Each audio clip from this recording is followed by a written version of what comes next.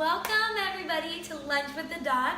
Today we're doing a shorter episode and we have Rachelle with us. She's our nurse practitioner here. She's amazing. She's the one who does all of our IVs. She does our stem cells, our foot baths. She does functional medical work and she's just awesome. Works with lots of patients, does many beautiful things. So today we're going to be talking about urinary tract infections. These are actually so widespread. According to the National Institute of Health, there's 150 million people worldwide each year that have a urinary tract infection. It's one of the most common bacterial infections that there is. So we're going to be talking to you about what bladder infections are, what the risk factors are so that you know if you're susceptible to these, what are some signs that you may have a bladder infection, and then what are some remedies that you can use at home to get rid of these things, and when is it getting risky and when you need to get more help. So Rachelle is our expert today and she's going to share with us all those wonderful things. So just tell us a little bit about bladder infections in general, and then we'll kind of get into the treatment of them. Okay, so bladder infections, or UTIs, which stands for urinary tract infection, is when there's an infectious process in the bladder, the urinary bladder that holds the urine. So frequently symptoms include urinary frequency, where you have to go very, very frequently. Painful urination, especially at the end of the urine stream when the bladder is emptying, the last of the bacteria comes through the urethra and it's burning, it's very, very painful. Sometimes you can have some lower pain in the lower abdomen, right above the pubic bone, right where the bladder is. And of course women get those much more frequently than men, just because of anatomy, because we're special. But there are things that we can do to help minimize the risk, as well as what to do when you're realizing that you have something going on down there. So one of the big things is proper nutrition. So making sure that you're well hydrated, making sure that your bladder is emptying frequently, and a complete emptying. So if you're at a job where you don't get to get up to take a break, make sure that you are able to drink plenty of water, you're hydrating, or flushing out that bladder, making sure that it's having an opportunity to empty all the way. Other things is just hygiene, front to back when you're cleaning after using the restroom. It's simple, but it's mechanical, it's how it happens, it's minimizing the risk for bacteria into the urethra that causes infections. Some of the biggest risks with bladder infections, certainly they're painful, they can disrupt your life, they can be horrible, but if they're not treated, they can travel up the ureters. So, little anatomy, the urinary bladder is filled because the kidneys up in the middle of the lower back, then have the ureters,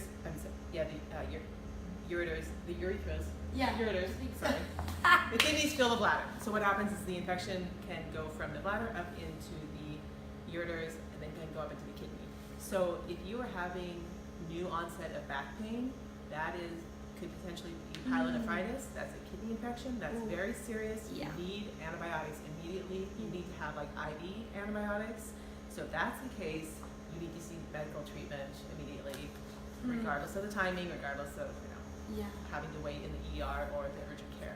However, we have some tips to help with something that you can do at home when you're feeling like you have symptoms coming on.